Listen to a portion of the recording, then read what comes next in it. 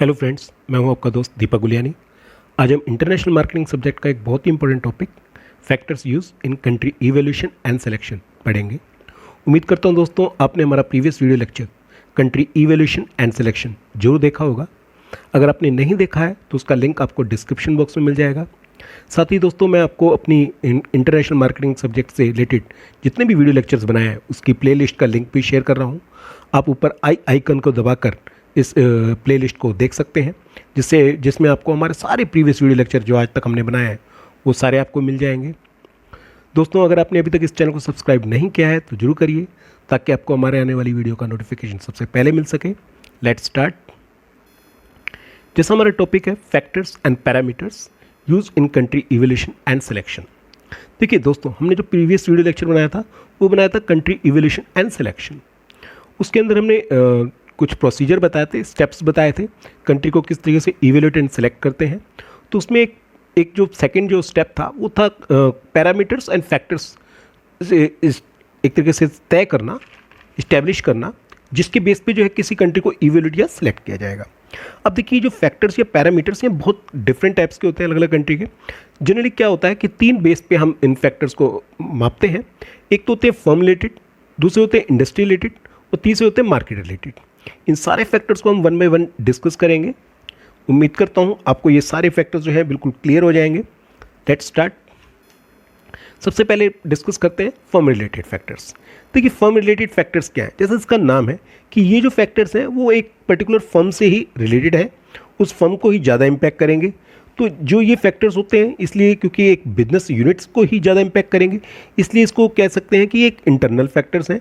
और इसलिए इसको इंटरनल फैक्टर्स क्यों कहा जाता है, क्योंकि ये एक बिजनेस यूनिट से ही ज़्यादा रिलेटेड है। इसलिए ये एक तरीके से जो इंटरनेशनल मार्केटिंग एनवायरनमेंट है उसका ये इंटरनल पार्ट है। तो ये एक तरीके से ये कह सकते हैं कि इंटरनेशनल मार्केटिंग एनवायरनमेंट का इंटरनल एनवायरनमेंट है।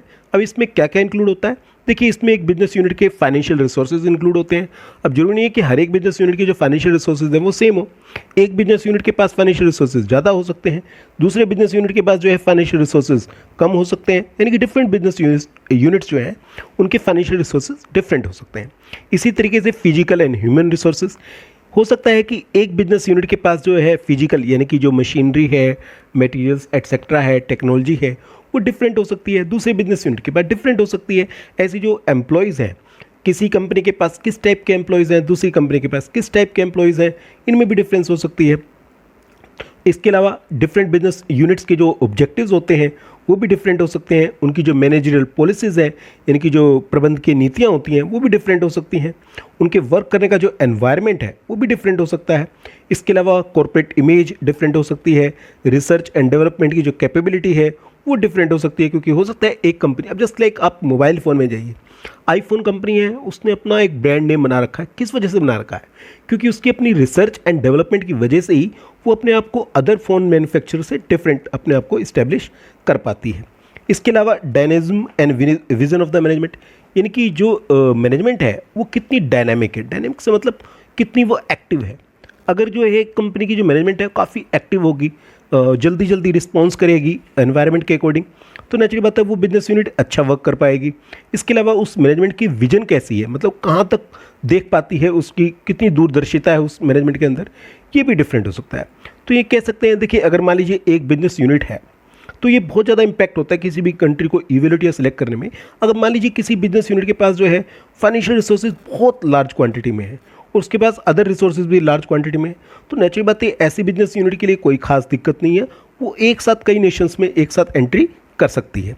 लेकिन दूसरी ओर अगर मान लीजिए उसके पास जो रिसोर्सेज हैं वो लिमिटेड क्वांटिटी में है, यानी कि बहुत सीमित मात्रा में है, तो ऐसे में उसको क्या करना होगा कि उसे यही सोचना होगा कि शुरुआत में जो है वो अपनी नेबरिंग कंट्रीज यानी कि जो अड़ोस पड़ोस के देश है शुरुआत में वहीं पे वो एंट्री करे।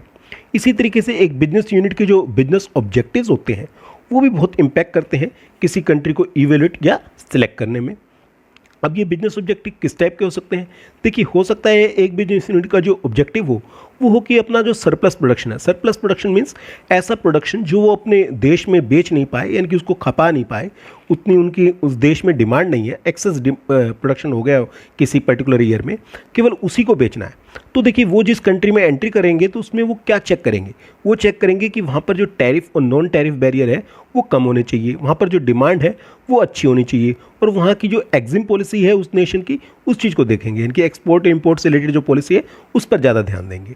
लेकिन दूसरी ओर अगर मान लीजिए बिजनेस का जो ऑब्जेक्टिव है वो ये है कि गुड्स को जो है लार्ज क्वांटिटी में एक्सपोर्ट करना है और वो भी लंबे समय तक एक्सपोर्ट करना है, तो वो ऐसे केस में जो है जो बिजनेस यूनिट है वो ना केवल जिस नेशन में एंट्री करने जा रही है वहाँ के टैरिफ और नॉन टैरिफ बैरियर को देखेगी, वहाँ केवल डिमांड को देखेगी, बल्कि अदर फैक्टर्स को भी देखेगी।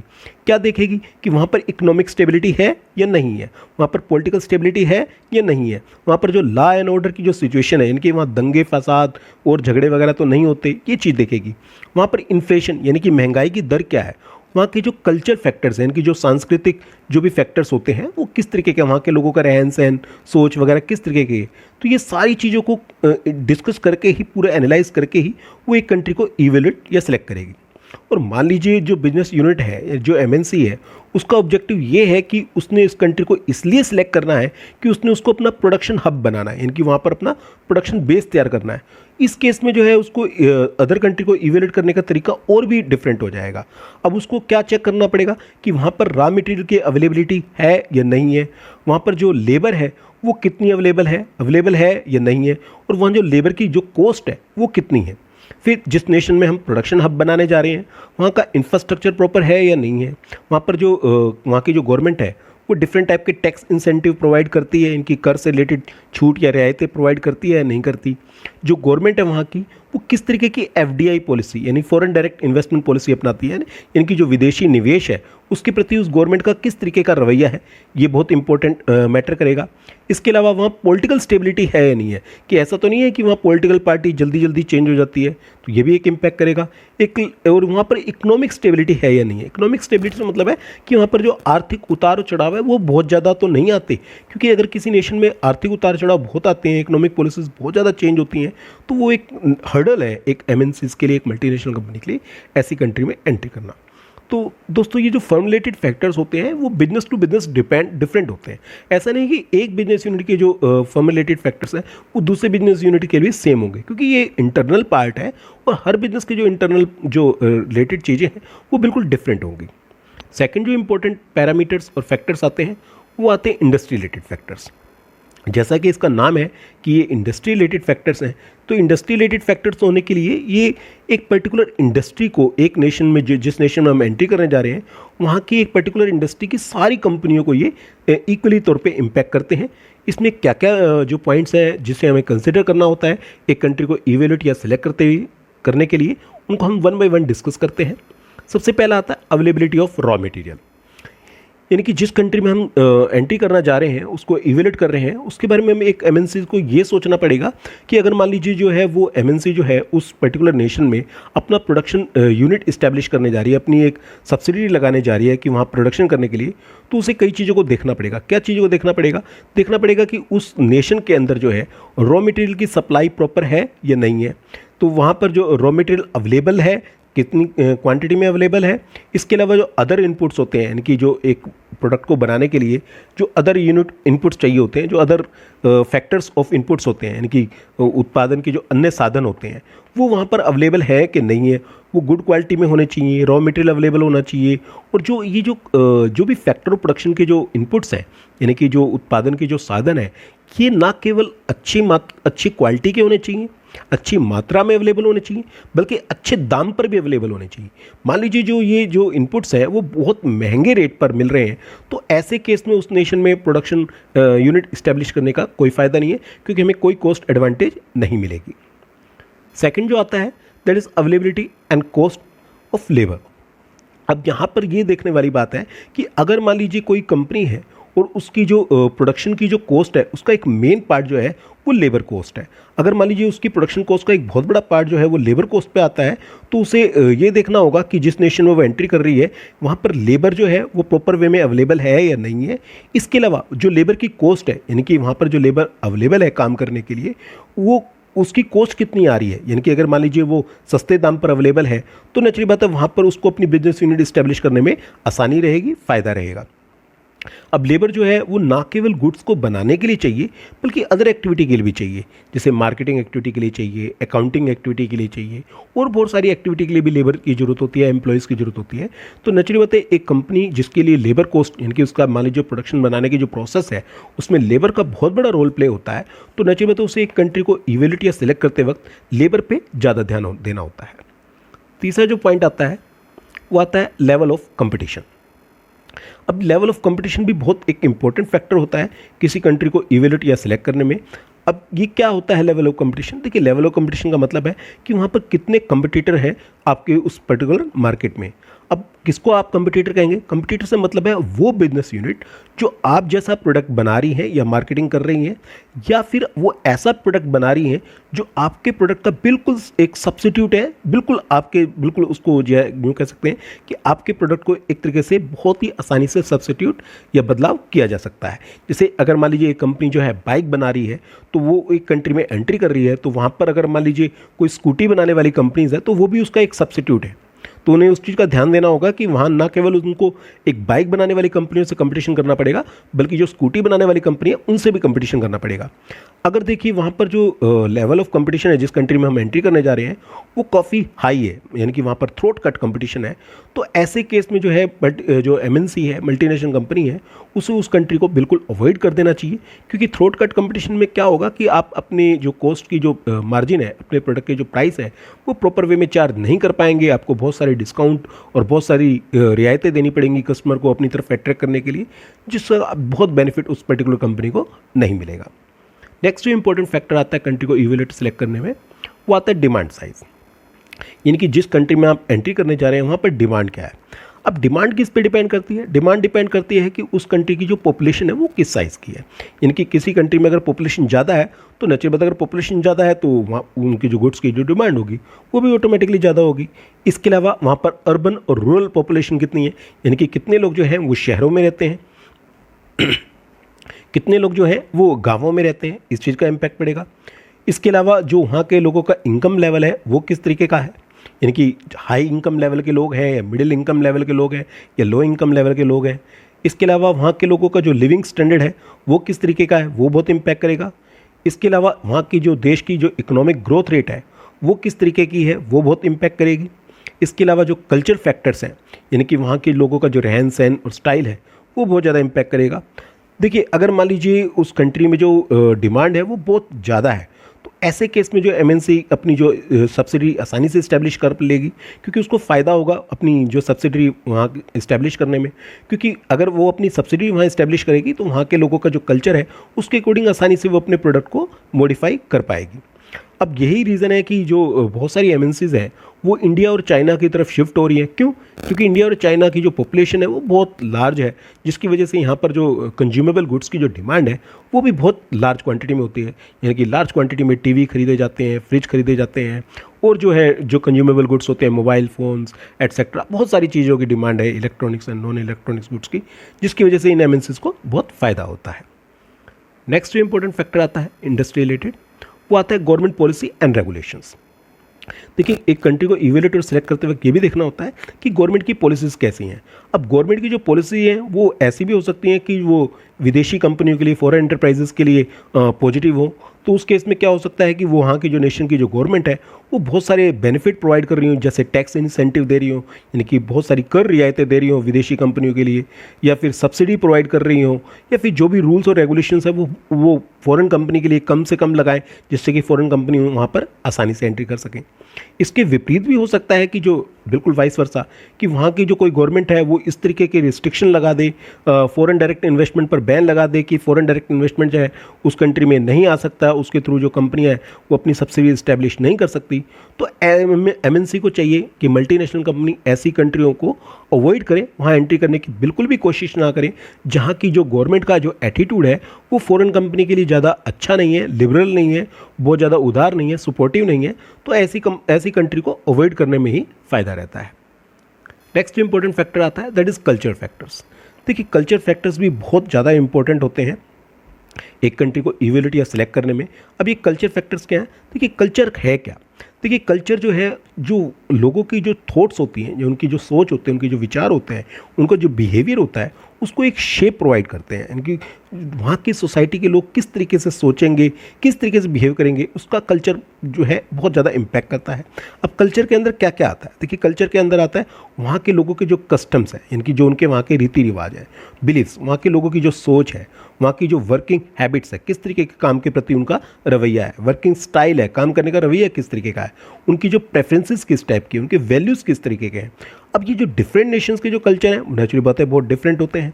तो एक कंपनी को ये देखना होता है कि उसका जो प्रोडक्ट है, खासकर जो मल्टीनेशनल कंपनी है, उसका प्रोडक्ट जो है जिस नेशन में वो एंट्री करने जा रही है, उससे उसके कल्चर से मैच करना चाहिए। अगर उसको मैच नहीं करता है तो नेचुरली बात है उसे उस कंट्री में एंट्री करने से पहले बहुत बार सोचना चाहिए। अब जस्ट लाइक डिब्बा बंद जो फूड होता है, वो डेवलप कंट्री में बहुत ज़्यादा पॉपुलर होता है, बहुत ज़्यादा यूज़ किया जाता है, क्योंकि वो ऑलरेडी प्रिजर्व फूड होता है जिसे आप कभी भी आसानी से बना सकते हैं। अब खासकर जो डेवलपिंग नेशन है वहाँ पर भी ये थोड़ा थोड़ा पॉपुलर होने लगा है, लेकिन अभी भी जो डेवलपिंग नेशंस के जो लोग हैं वो फ्रेश फूड खाना पसंद करते हैं, यानी कि ताज़ा बनाकर ताज़ा खाना पसंद करते हैं, बजाय पहले से प्रिजर्व फूड किया हुआ यानी कि डिब्बा बंद फूड को दोबारा से फ्राई करके या बना के उसको यूज़ करना, जैसे इंडिया जैसे डेवलपिंग नेशन में बहुत कम यूज़ किया जाता है। तो इसलिए एमएनसी कंपनी को देख लेना चाहिए कि वो जिस कंट्री में एंट्री करने की सोच रही है, जहाँ पर वो एंट्री करने जा रही है, वहाँ का जो कल्चर है वो उसके प्रोडक्ट से मैच करता है या नहीं करता। अगर मैच करता है तो नेचुरल से उसी कंट्री में एंट्री करनी चाहिए, अगर मैच नहीं करता है तो ऐसी कंट्री को अवॉइड करना चाहिए। तो उम्मीद करता हूँ आपको ये जो इंडस्ट्री से रिलेटेड जो है, इंडस्ट्री स्पेसिफिक जो फैक्टर्स हैं वो क्लियर हो गए होंगे। नेक्स्ट इंपॉर्टेंट जो फैक्टर्स आते हैं वो आते हैं मार्केट रिलेटेड फैक्टर्स। जैसा कि इसका नाम है कि ये मार्केट से रिलेटेड फैक्टर्स है, इसलिए इनको जनरल फैक्टर्स भी कहते हैं, और ये भी कह सकते हैं जैसे इंडस्ट्री जो था वो माइक्रो एनवायरनमेंट से रिलेटेड है, जो मार्केट रिलेटेड फैक्टर्स हैं ये मैक्रो एनवायरनमेंट से रिलेटेड है। अब ये जो फैक्टर्स जो हैं वो पूरी इकोनॉमी पे इम्पैक्ट करते हैं कि इकोनॉमी में चाहे कोई भी इंडस्ट्री हो, अब डिफरेंट इंडस्ट्री हो सकती है, ऑटो इंडस्ट्री हो सकती है, फार्मा इंडस्ट्री हो सकती है, इलेक्ट्रिकल इंडस्ट्री हो सकती है, कोई भी इंडस्ट्री हो सकती है, तो इनका जो इम्पैक्ट है उन सब पे एक साथ आता है। तो ये जो फैक्टर्स हैं बहुत ही ज़्यादा एक तरीके से डोमिनेंट रोल प्ले करते हैं, बहुत ही इंपॉर्टेंट रोल प्ले करते हैं किसी कंट्री को इवेल्यूएट या सिलेक्ट करने में।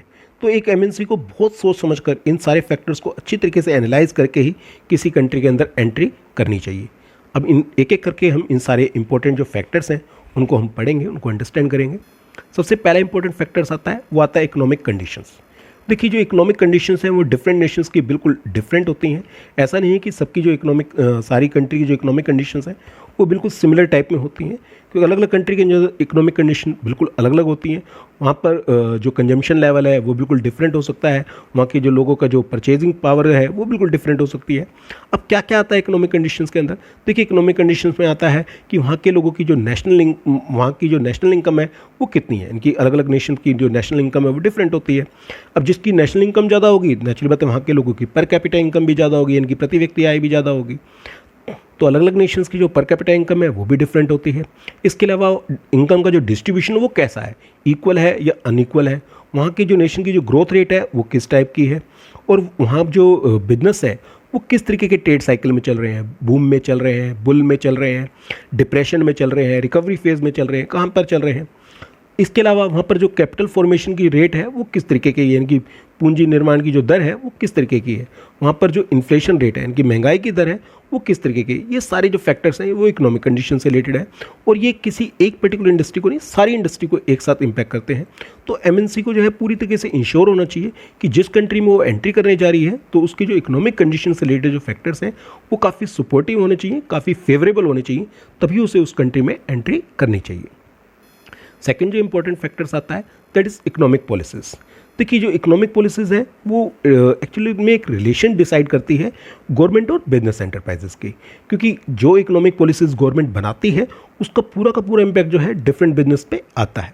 अब ये पॉलिसीज़ जो है दोनों तरह से हो सकती हैं, एक बिजनेस एंटरप्राइजेस के लिए सपोर्टिव भी हो सकती हैं और रिस्ट्रिक्टिव भी हो सकती हैं। सपोर्टिव मतलब फ़ायदे फेवरेबल भी हो सकती हैं और अनफेवरेबल भी हो सकती हैं, कि एक बिजनेस को फ़ायदा पहुँचाए और दूसरे बिजनेस के लिए नुकसान या एक चुनौती इस्टेब्लिश करे।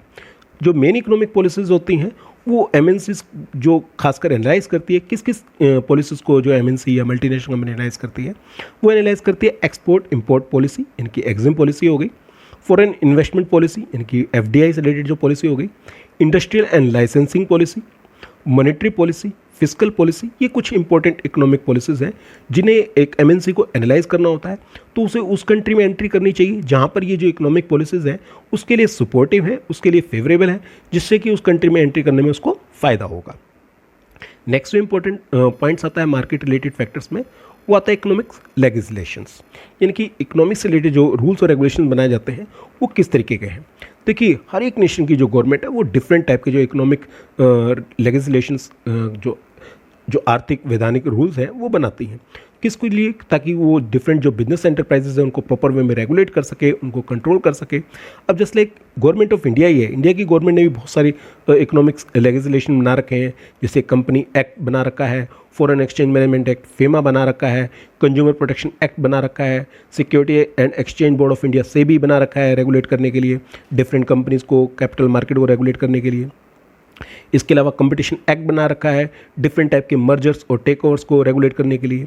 अब एक एमएनसी को ये देखना होता है कि अगर किसी इकोनॉमी की जो इकोनॉमिक्स लेजिस्लेशंस हैं वो अगर बहुत ज़्यादा स्ट्रिक्ट है, बहुत ज़्यादा रिजिड है, यानी कि काफ़ी कड़े नियम है और जो है बहुत सारे कॉम्प्लेक्स प्रोसीजर कर देंगे, यानी कि कागजी कार्रवाई को बढ़ा देंगे, बहुत ज़्यादा लीगल फॉर्मेलिटी को पूरा करना पड़ेगा, डॉक्यूमेंटेशन को करना पड़ेगा, तो ऐसी कंट्री में एंट्री करने से अवॉइड करना चाहिए।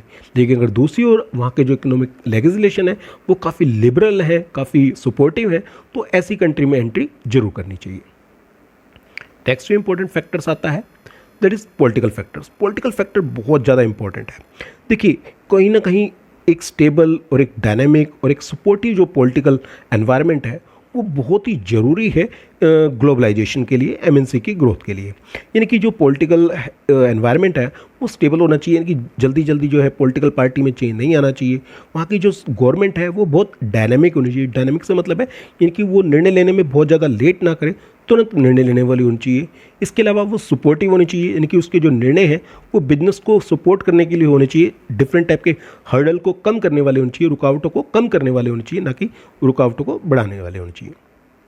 अब कंट्री को इवेल्यूएट करते वक्त एमएनसी को ये जरूर देखना होता है कि वहाँ का जो पॉलिटिकल एनवायरनमेंट है वो किस टाइप का है। अब पॉलिटिकल एनवायरनमेंट से क्या मतलब है, यानी कि वहाँ की जो पॉलिटिकल आइडियोलॉजी है, यानी कि जो वहाँ की जो राजनीतिक सोच है वो किस तरीके की है।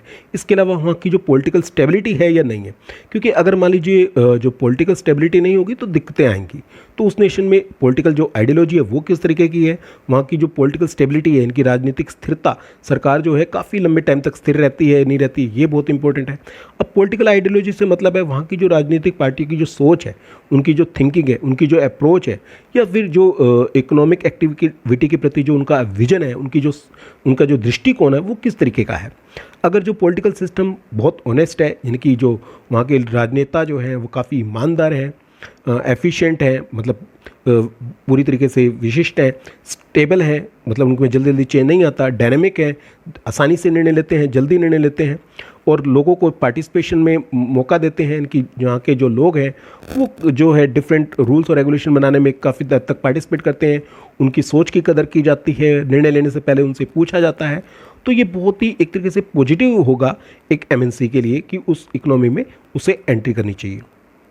अगर दूसरी ओर जो है किसी नेशन में जो है इकोनॉमिक स्टेबिलिटी नहीं है, वहाँ पर पॉलिटिकल पार्टी जो है जल्दी जल्दी चेंज हो जाती है, तो अगर पॉलिटिकल पार्टी जल्दी जल्दी चेंज होती है तो नची बात है जो नई पॉलिटिकल पार्टी आएगी वो नए इकोनॉमिक रूल्स और रेगुलेशन बनाएगी, जो कहीं ना कहीं ग्लोबल एंटरप्राइजेज या बिजनेस एंटरप्राइजेज के लिए एक अनसर्टेनिटी का माहौल क्रिएट कर देगा कि उन्हें पता नहीं है कि आज वो कोई प्लान करते हैं लेकिन कल पॉलिसी चेंज हो जाएंगी, उससे उनके प्लान फेल हो जाएंगे।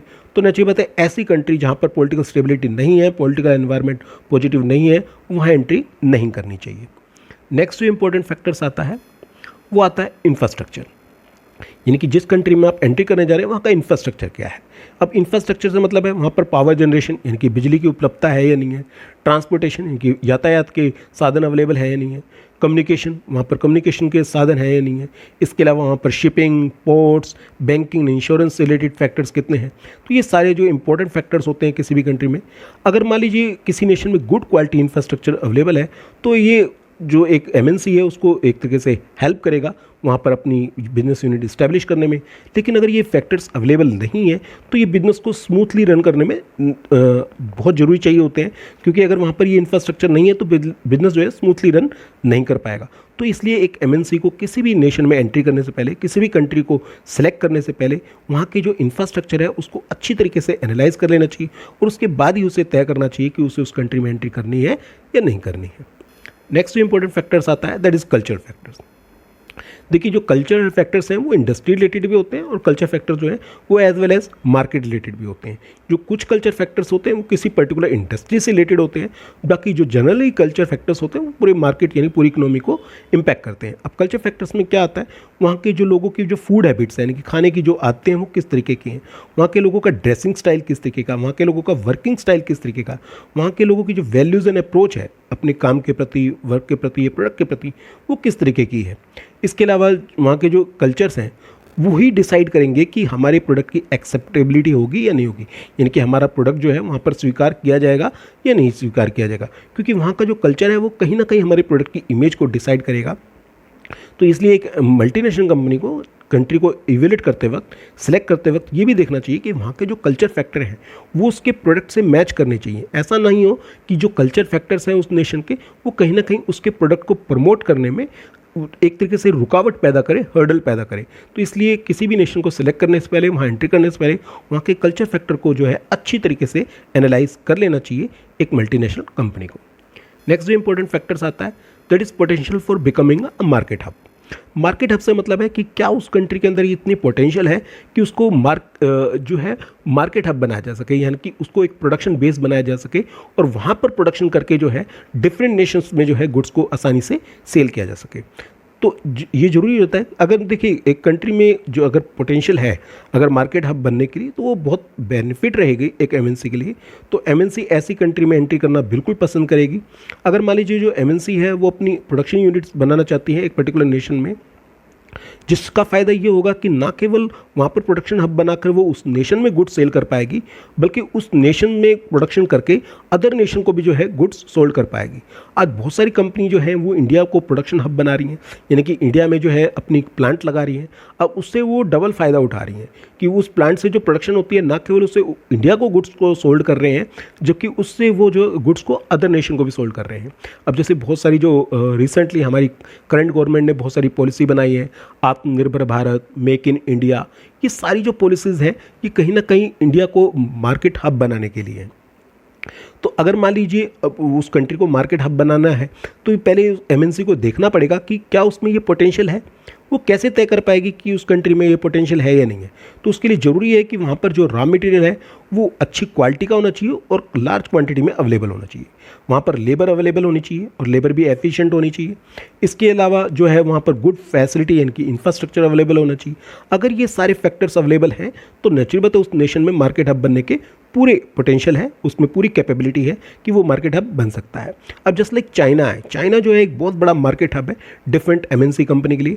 अब ये जो डिफरेंट एमएनसी कंपनी है वो चाइना में अपनी प्रोडक्शन यूनिट्स बनाकर डिफरेंट जो साउथ ईस्ट एशियन है, इनकी जो एशिया के जो साउथ ईस्ट नेशंस हैं उन सबको जो है यहाँ से सर्व करती है। इसी तरीके से जो साउथ अफ्रीका है वो भी एक बहुत बड़ा मार्केट हब है। जो जितनी भी मल्टीनेशनल कंपनी है वो उसे प्रोडक्शन हब बनाकर जो भी अफ्रीका के जो अदर कंट्रीज़ हैं वो साउथ अफ्रीका में अपनी कंपनी को इस्टेब्लिश करते हैं और वहाँ से गुड्स को प्रोड्यूस करके जो अफ्रीका के जो अदर कंट्रीज़ हैं, चाहे वो घाना है, नाइजीरिया है या अदर डिफरेंट नेशंस हैं, उन सब में वो अपने गुड्स को आसानी से सर्व कर पाते हैं। तो ये डिफरेंट टाइप के फैक्टर्स हैं जो मार्केट रिलेटेड हैं, जिनको अच्छी तरीके से इवेल्यूएट करके जो है एक कंपनी को, एक मल्टीनेशनल कंपनी को एक कंट्री सेलेक्ट करनी चाहिए। उम्मीद करता हूँ आपको ये मार्केट रिलेटेड फैक्टर भी क्लियर हो गए होंगे। दोस्तों अगर आपने अभी तक इस चैनल को सब्सक्राइब नहीं किया है तो जरूर करिए ताकि आपको हमारे आने वाली वीडियो का नोटिफिकेशन सबसे पहले मिल सके। अगर आपको ये वीडियो पसंद आई है तो इसको जरूर लाइक करिए। आप इस वीडियो को अपने दोस्तों के साथ शेयर कर सकते हैं, ना केवल अपने कॉलेज के दोस्तों के साथ शेयर कर सकते हैं बल्कि अदर कॉलेज के दोस्तों के साथ भी शेयर कर सकते हैं। आज हमने जो भी टॉपिक डिस्कस किया है उससे रिलेटेड आपकी कोई भी क्वेरी है, कोई भी सजेशन है, आप उसे कमेंट बॉक्स में डाल सकते हैं। आप अपनी क्वेरी या सजेशन हमें व्हाट्सअप भी कर सकते हैं हमारे व्हाट्सअप नंबर 8683838931 पर। आप अपनी क्वेरी या सजेशन हमें ईमेल भी कर सकते हैं हमारी ईमेल आईडी gulyani classes@gmail.com पर। तो मिलते हैं दोस्तों एक नए वीडियो लेक्चर के साथ बहुत जल्दी। Thank you.